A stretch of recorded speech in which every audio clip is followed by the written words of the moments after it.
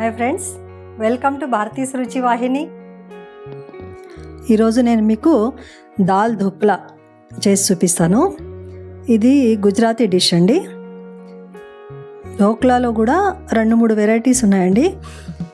Instant dhokla అని చేస్తారు. అది ఓన్లీ శనగపిండితో, అంటే బేసన్ ఉంటుంది కదా, వాటితోనే చేస్తారు. అప్పటికప్పుడు చేస్తారు. అంటే దానికి నానబెట్టడము, గ్రైండ్ చేయడం అవన్నీ ఏమి ఉండదు. దాన్నే ఖమన్ ధోక్లా అని కూడా అంటారు. కొంతమంది ఉద్దిపప్పు అంటే ఉడద్ దాల్ వేసి కూడా చేస్తారనమాట. ఈరోజు మాత్రం నేను మీకు రైసు, తర్వాత చనా దాల్ అంటే పచ్చిశనగపప్పు ఉంటుంది కదా, ఇంగ్లీష్లో Bengal gram or chick peas అంటారు కదా, వాటితో ఎలా చేయాలో చేసి చూపిస్తున్నాను. ఇందులో మనం రైస్ ప్లస్ పచ్చిశనగపప్పు అంటే శనగ బ్యాడలు కూడా వేసాం కాబట్టి తిన్నాక బాగా ఫిల్లింగ్గా ఉంటుందండి. సో ఇది మీరు బ్రేక్ఫాస్ట్కి తీసుకోవచ్చు, లేదు అంటే ఈవినింగ్ స్నాక్స్కి తీసుకోవచ్చు, ఆర్ డిన్నర్కి కూడా తీసుకోవచ్చు. ఏమంటే ఇది అప్పటికప్పుడు చేయడానికి కుదరదు, కొంచెం ముందు రోజే కొంచెం ప్లాన్ చేసి చేయాల్సి వస్తుంది. మీరు ఏ రోజు ఢోక్లా చేయాలనుకున్నారో దాని ముందు రోజే పొద్దున బియ్యము, ఈ పచ్చిశనగపప్పు అంటే శనగబేడలు నానబెట్టాల్సి వస్తుందండి. నేను ఈ కప్పుతో 2 కప్స్ రైస్ తీసుకుంటున్నాను. సేమ్ కప్పుతోనే 1 కప్పు చనా దాల్ అంటే పచ్చిశనగపప్పు తీసుకుంటున్నాను. మీరు మీ ఇంట్లో ఏదైనా కప్పు లేకపోతే ఏదైనా గ్లాస్ తీసుకోవచ్చు, కానీ రెండింటిని సేమ్ గ్లాస్తో ఆర్ సేమ్ కప్పుతోనే మెజర్ చేసుకోండి. వీటిని 2-3 టైమ్స్ నీళ్ళతో బాగా శుభ్రం చేసుకోవాలి.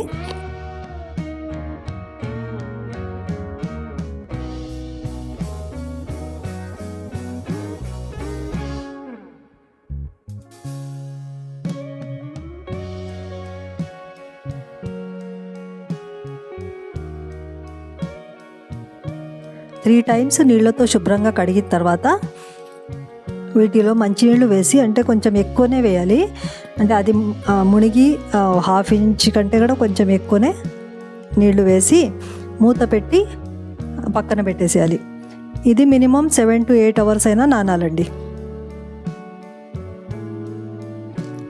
ఇవి నానబెట్టి 8 అవర్స్ అయిందండి.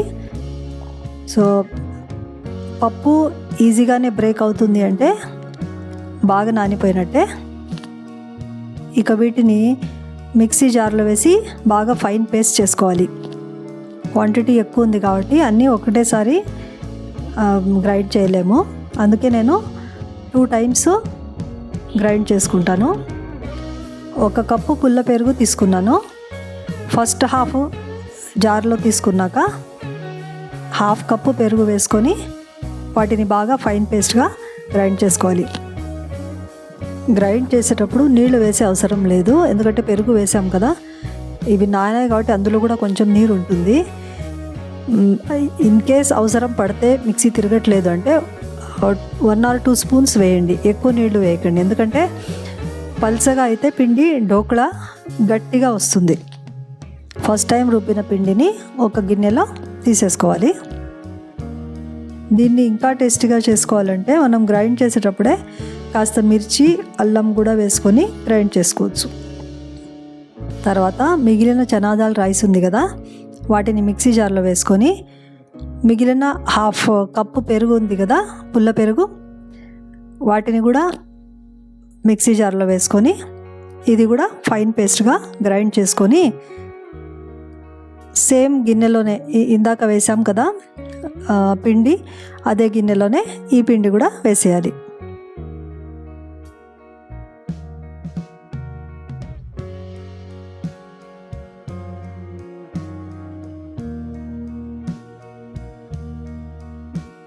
వీడియోని లైక్ చేయండి, షేర్ చేయండి.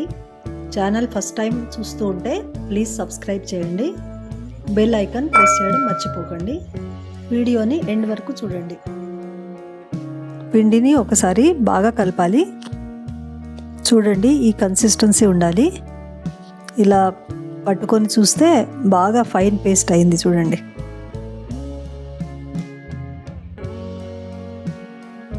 గిన్నెలో పిండిని ఒకసారి బాగా కలిపి మూత పెట్టి రాత్రంతా ఈ పిండిని అలాగే ఫర్మెంట్ అవనివ్వాలి. మినిమం 7 to 8 అవర్స్ అయినా ఫర్మెంట్ అవ్వాలి పిండి. నేను మార్నింగ్ నానబెట్టాను.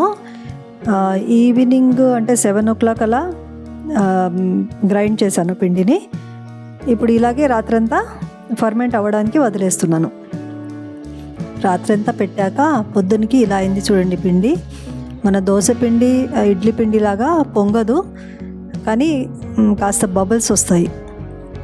పిండిని ఫస్ట్ బాగా కలిపి తర్వాత తగినంత ఉప్పు వేసి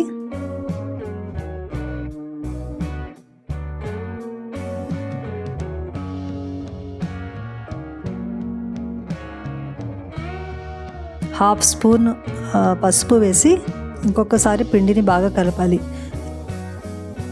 పసుపు పిండిలో బాగా కలవకుంటే సోడా వేస్తాం కదా తర్వాత, సో రెడ్ ప్యాచెస్ వచ్చేస్తాయి అన్నమాట. నేను ఆల్రెడీ స్టీమర్లో కాస్త నీళ్ళు వేసి వేడి చేసి పెట్టాను. స్టవ్ ఆన్ చేసి స్టీమరు స్టవ్ పైన పెట్టి లోపల నేను ఒక చిన్న గిన్నె కూడా పెట్టాను సపోర్ట్ కోసమని.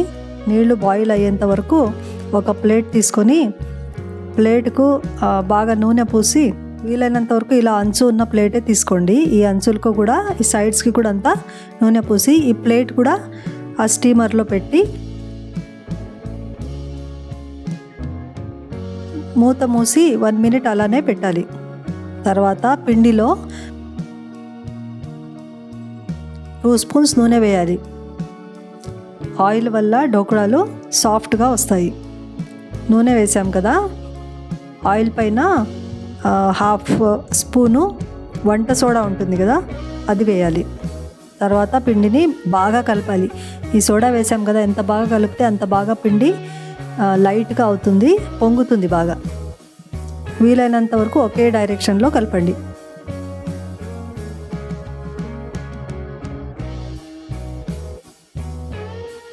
ఒక్కసారి ట్రై చేసి చూడండి, మీకు తప్పకుండా నచ్చుతుంది. మీరు మళ్ళీ మళ్ళీ చేస్తూనే ఉంటారు.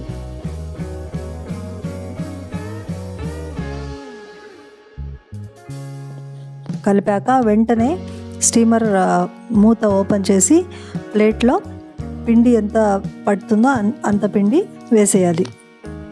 ఇంతవరకు నేను హై ఫ్లేమ్లోనే పెట్టాను. ఇప్పుడు పిండి వేసిన తర్వాత మూత పెట్టి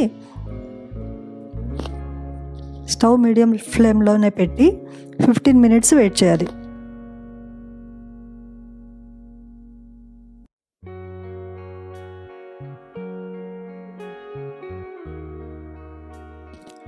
మినిట్స్ తర్వాత స్టీమర్ది మూత ఓపెన్ చేసి పిండి ఉడికిందా లేదా చూడడానికి అందులో నైఫ్ పెట్టి చూడాలి. నైఫ్కి పిండి అతుక్కోలేదు అంటే ఉడికినట్టే. స్టీమర్ నుండి ప్లేట్ తీసి కింద పెట్టాలి. వేడి ఉంది కాబట్టి చల్లారేంత వరకు కాస్త వెయిట్ చేయాలి. ఉడికిన పిండి చల్లారింది. ఒక నైఫ్ తీసుకొని ఫస్ట్ సైడ్స్కి అంతా ఇలా తిప్పాలి, ఎందుకంటే పిండి సైడ్స్కి అతుకొని ఉంటుంది కదా. తర్వాత మీకు ఢోక్ళా ఏ షేప్లో కావాలంటే ఆ షేప్లో కట్ చేసుకోవాలి. నేను స్క్వేర్ షేప్లో కట్ చేస్తున్నాను. మీకు ఏ సైజ్ కావాలంటే, చిన్న కావాలంటే చిన్నగా, పెద్ద కావాలంటే పెద్దగా కూడా కట్ చేసుకోవచ్చు.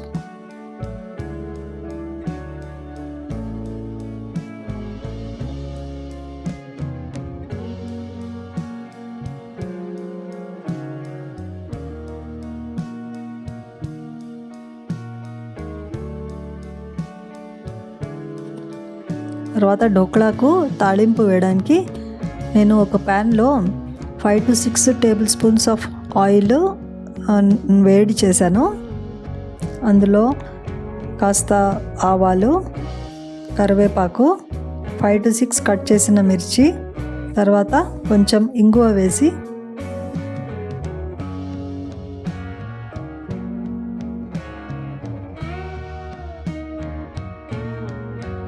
ఈ తాళింపును కట్ చేసిన ఢోక్ళా పైన వేయాలి. తర్వాత ఢోక్ళా పైన కాస్త తరిగిన కొత్తిమీర కూడా వేయాలి.